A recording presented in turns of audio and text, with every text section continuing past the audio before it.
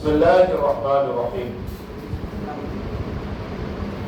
امام حسین رضی اللہ تعالیٰ عنہ، امام حسین رضی اللہ تعالیٰ عنہ جو بیٹے ہیں حضرت علی کے، اور حضرت علی رضی اللہ تعالیٰ عنہ شیر خدا ہیں، فاتح خیبر ہے، داماد مصطفیٰ ہیں، داماد مصطفیٰ ہیں۔ ان کے بیٹے ہیں حضرت حسین۔ حضرت حسین بیٹے ہیں فاطمہ الزہرا کے، اور فاطمہ الزہرا رضی اللہ تعالیٰ عنہ بیٹی ہیں رسول اللہ صلی اللہ علیہ وسلم کے، اور فاطمہ الزہرا رضی اللہ تعالیٰ عنہ جنت کی عورتوں کی سردارہ ہیں۔ کیا ہیں؟ سردارہ ہیں۔ ان کے بیٹے ہیں حضرت حسن اور حضرت حسین رضی اللہ تعالیٰ عنہ۔ دیکھو حضرت حسین رضی اللہ تعالیٰ عنہ کو کوفہ والوں نے کیا کیا؟ لیٹس کے خطوط رکھے۔ بعض روایتوں میں آتا 450 خطوط، بعض میں آتا 150 خطوط، بعض میں 1200 خطوط۔ 150 تو ہے، 150 لیٹر سے لکھا انہوں نے کہ آئیے کوفے کو آئیے، نانا کے دین کی حفاظت کریے، ہمیں ظالم سربراہ اور ظالم خلیفہ سے بچا لیجئے۔ تو حضرت امام حسین رضی اللہ تعالیٰ عنہ کیا کرے معلوم؟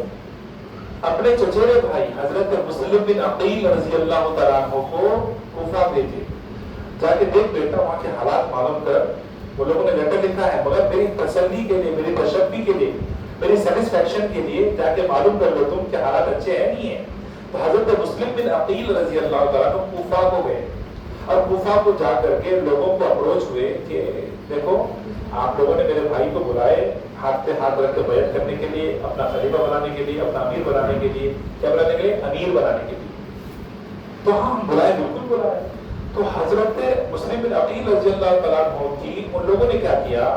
بہت خاطر کی، تواضع کی، مہمان نوازی کی، کھلایا پلایا، اچھی عزت کی، اونچی جگہ بٹھایا، اور ان کے ہاتھ پہ ہاتھ رکھ کر کے 3000 لوگوں نے بیعت کی۔ کیا بیعت کی بھئی؟ کہ ہم آپ کے بھائی حضرت حسین کے نام پر آپ کے ہاتھ پر بیعت کرتے ہیں کہ ان کو اپنا امیر اور اپنا خلیفہ مانتے ہیں۔ 3000 لوگوں نے بیعت کی۔ کتنے؟ 3000۔ جب حضرت مسلم بن عقیل رضی اللہ تعالیٰ مطمئن ہو گئے، ان کو تسلی مل گئی کہ حالات بالکل ٹھیک ہے، حالات سازگار ہے اور سیٹسفائیڈ معاملہ ہے، انہوں نے ایک لیٹر لکھا، بھائی جان السلام علیکم، آپ نے جس کام کے لیے مجھے بھیجا تھا وہ کام کر لیا میں، حالات بالکل اچھے ہیں، لوگ آپ کے ساتھ ہیں، آپ بالکل آ سکتے ہیں۔ حضرت حسین رضی اللہ تعالیٰ عنہ مدینے سے رستہ نکل سفر شروع کرنے جا رہے ہیں۔ بڑے بڑے صحابہ کرام ان کو روکے، حضرت عبداللہ بن زبیر رضی اللہ تعالیٰ عنہ، تو بیٹے ایک کام کرو، نکو جاؤ، مت جاؤ، یہ لوگ کوفے والے وہ دھوکے باز ہیں، آپ کے بابا کے ساتھ بھی دھوکہ کیا، ان کو شہید کیا، ہم نے پرانے زمانے دیکھے ہیں، ان لوگوں کے حالات دیکھے ہیں، ان کی عادتیں دیکھی ہیں، ان کی بے وفائیاں دیکھی ہیں، لہٰذا آپ مت جاؤ۔ اور کہنے لگے حضرت عبداللہ بن زبیر رضی اللہ تعالیٰ عنہ کہ اگر مجھے یہ چیز معلوم ہو جائے کہ میں آپ کی روٹنی کے سامنے لیٹ جاؤں اور آپ کی روٹنی میرے کو روند روند کر کھدل کھدل کر مار ڈالے اور میرے مرنے کے بعد آپ رک جاؤ تو میں مرنے کو تیار ہوں، لیکن مجھے معلوم ہے کہ آپ رکنے والے نہیں ہیں، اللہ آپ کی حفاظت کرے۔ حضرت حسین رضی اللہ تعالیٰ اپنے گھر کے 72 لوگوں اور رشتہ داروں کے ساتھ سفر شروع کر دیا۔ اب ادھر جو دمشق میں یزید رہتا تھا، ان کو اطلاع ملی، انفارمیشن ملی کہ کوفے کے لوگ، علاقے کے لوگ تمام کے تمام حضرت حسین رضی اللہ تعالیٰ کے ہاتھ پہ بیعت کرنے کو تیار، اور بیعت کر چکے ہیں، ان کو اپنا امیر بنا چکے ہیں، اپنا خلیفہ بنا چکے ہیں۔ تو یزید نے کیا کیا؟ ایک لشکر، ایک فوج تیار کیا اور سپہ سالار بنایا عبید اللہ بن زیاد کو۔ اس کو عبید اللہ بن زیاد کو، عبید اللہ بن زیاد نے ایک گروپ لے کر کے، ایک گروہ لے کر کے، ایک فوج لے کر کے انہوں بھی آ گئے، اور فرات کی ندی کے پاس آ کر دونوں کا تصادم ہوا، دونوں کا مڈبھیڑ ہوا، آمنا سامنا ہوا۔ حضرت حسین رضی اللہ تعالیٰ عنہ جو نوازے ہیں رحمت للعالمین صلی اللہ علیہ وسلم کے، کہنے لگے کہ اے لوگوں، میں آپ سے لڑنے کے لیے نہیں آیا ہوں، میں کسی کرسی کے لیے، کسی دولت کے لیے نہیں آیا ہوں، بلکہ نانا کی دین کی تبلیغ کے لیے، نانا کی دین کی حفاظت کے لیے آپ لوگوں نے بلایا تھا۔ ارے آپ نے بھی خط لکھا تھا، آپ نے بھی خط لکھا تھا، آپ نے بھی خط لکھا تھا، آپ نے بھی خط لکھا تھا، آج کیوں روک رہے ہیں مجھے؟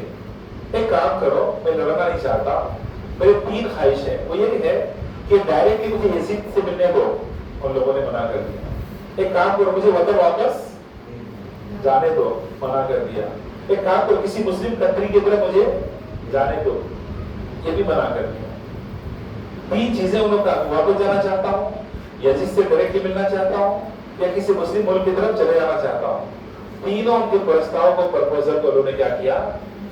منع کر دیا، ریجیکٹ کر دیا۔ انوانٹنگلی، انوشنگلی، بدلے ناخواستہ، نہ چاہتے ہوئے حضرت حسین رضی اللہ تعالیٰ عنہ کو کیا کرنا پڑا؟ جنگ لڑنی پڑی۔ تو اسی کو میں جو شروع میں بات شروع کرنا چاہ رہا تھا، میرے بچپنے کی ایک نظم مجھے یاد آ رہی تھی، وہ کہہ رہا تھا کہ آپ لوگوں کو کہ مجھے کوفہ والو مسافر نہ سمجھو، میں آیا نہیں ہوں بلایا گیا ہوں، مجھے کوفہ والو مسافر نہ سمجھو، میں آیا نہیں ہوں بلایا گیا ہوں، ایک مہمان بنا کر، ایک مہمان بنا کر ستایا گیا ہوں، میں روتا نہیں ہوں رلایا گیا ہوں۔ حضرت حسین رضی اللہ تعالیٰ عنہ بدلے میں خانہ خواستہ لڑے، اور لڑنے سے پہلے خیمے میں جا کر اپنی سگی بہن حضرت زینب رضی اللہ تعالیٰ عنہا سے فرمایا، بہن زینب، شاید میری شہادت کا وقت قریب ہے، میرے مرنے کے بعد، میرے شہید ہونے کے بعد آپ چیخنا چلانا نہیں، آپ رونا دھونا نہیں، بلکہ اللہ پر بھروسہ کرتے ہوئے صبر کر لینا۔ بچوں میں اپیل کرنا چاہتا ہوں کہ میرے آقا نے فرمایا صلی اللہ علیہ وسلم، لیس منا من ضرب الخدود وشق الجیوب ودعا بدعوى الجاہلیہ، کہ ہمیں سے وہ نہیں ہے جو اپنے رخساروں پہ مارے، اپنے گریبان کو چاک کرے اور چیخے چلائے، جاہلیت کے لوگوں کی طرح چیخنا چلانا۔ اسلام میں چیخنا چلانا، ماتم کرنا، سینہ پیٹنا، گلے مارنا، گریبان چاک کر لینا اسلام میں ہے ہی نہیں ہے۔ اسلام میں کیا ہے میرے صاحب؟ اللہ پاک نے فرمایا وَلَا تَقُولُوا لِمَن يُقْتَلُ فِي سَبِيلِ اللَّهِ أَمْوَاتٌ، ان لوگوں کو مردہ کہو مت، ان لوگوں کو مردہ کہو مت جو اللہ کے راہ میں کیا ہو جاتے ہیں؟ شہید ہو جاتے ہیں۔ حیا، وہ تو زندہ ہے، وہ تو زندہ ہے، وہ سب کو روزی دیے جاتے ہیں، تو وہ زندہ ہے تو ماتم کیوں؟ کسی شاعر نے کہا کہ قتل حسین اصل میں برگ یزید ہے، قتل حسین اصل میں برگ یزید ہے، مرگ ہو تو موت، قتل حسین اصل میں برگ یزید ہے، اسلام زندہ ہوتا ہے ہر کربلا کے بعد، اسلام زندہ ہوتا ہے ہر کربلا کے بعد۔